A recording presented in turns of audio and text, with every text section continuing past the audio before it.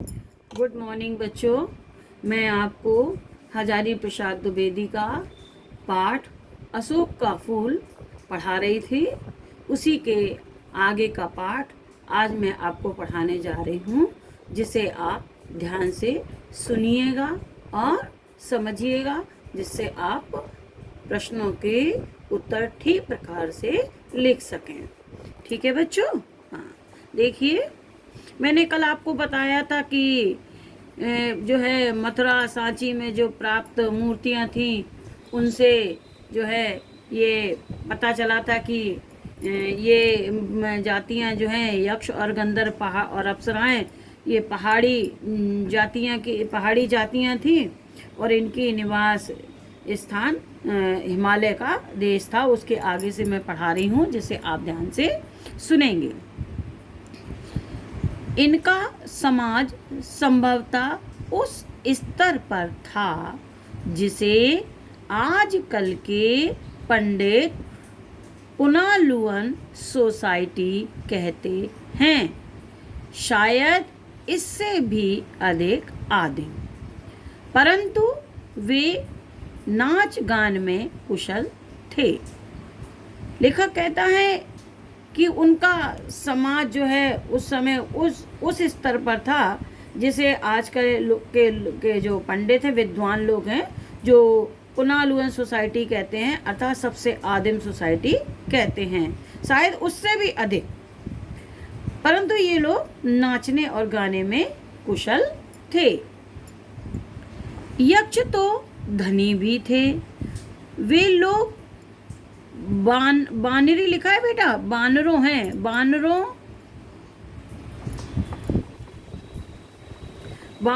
और भालुओं की भांति कृषि पूर्व स्थिति में भी नहीं थे। लेखक कहता है कि ये यक्ष लोग बानरों और भालुओं की भांति खेती भी नहीं करते थे और राक्षसों और असुरों की भांति व्यापार वाणिज्य वाली स्थिति में भी नहीं।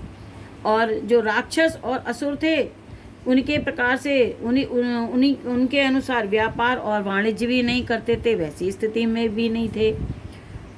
वे मणियों और रत्नों का संधान जानते थे। बच्चों, ये अंडरलाइन है, इसकी व्याख्या करना है।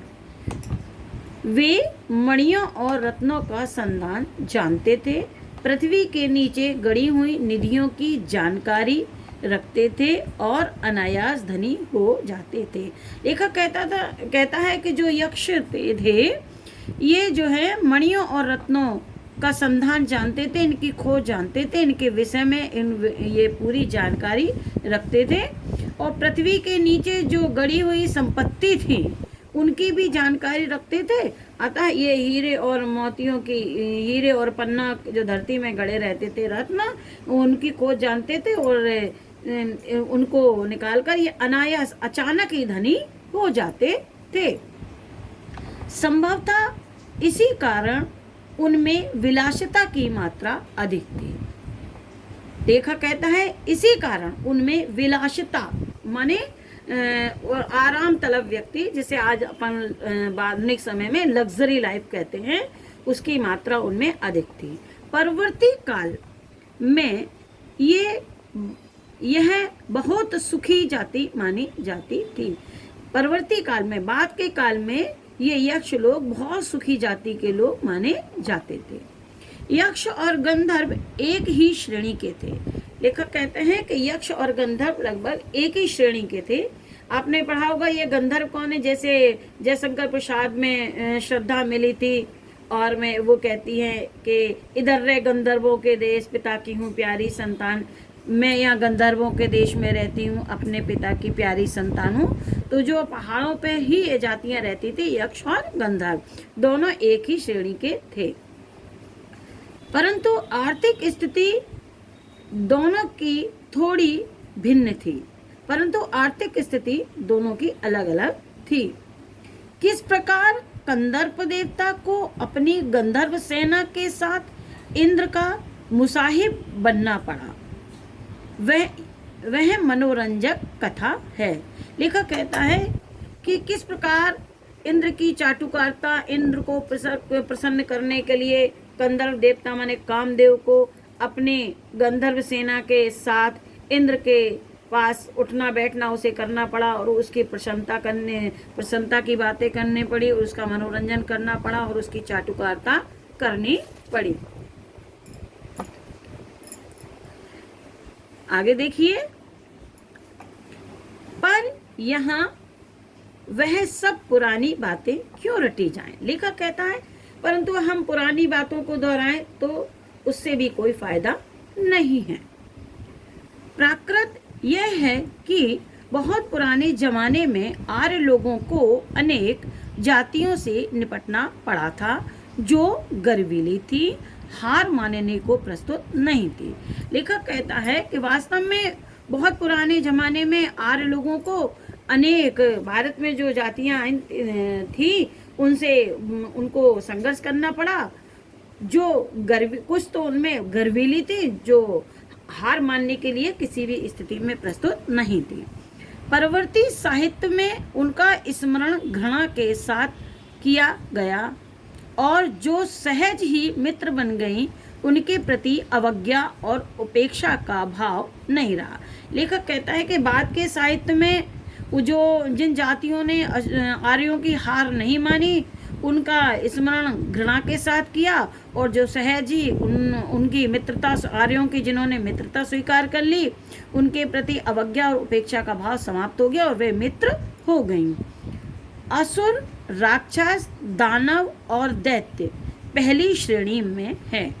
असुर, राक्षस, दानव और दैत्य पहली श्रेणी, अर्थात ये प्रथम श्रेणी के लोग हैं जिन्होंने आर्यों की अधीनता को कभी भी स्वीकार नहीं किया।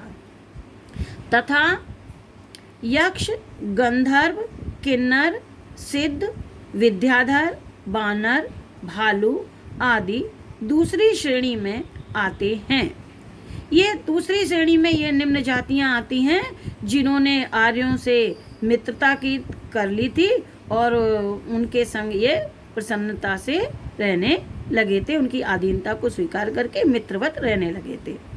परवर्ती हिंदू समाज इन सबको बड़ी अद्भुत शक्तियों का आश्रय मानता है, परंतु बाद का, लेखक कहता है कि बाद का हिंदू समाज इन सब जातियों को बड़ी अद्भुत शक्तियों का आश्रय मानता है, माने सब शक्तियों का जानने वाला मानता है और उसमें देवता बुद्धि का पोषण करता है और उसमें यह भी मानता है कि इन्हें देवताओं के द्वारा विभिन्न प्रकार के वरदान मिले, उनको देवताओं से बुद्धि प्राप्त हुई, ऐसा परवर्ती हिंदू समाज में माना जाता है।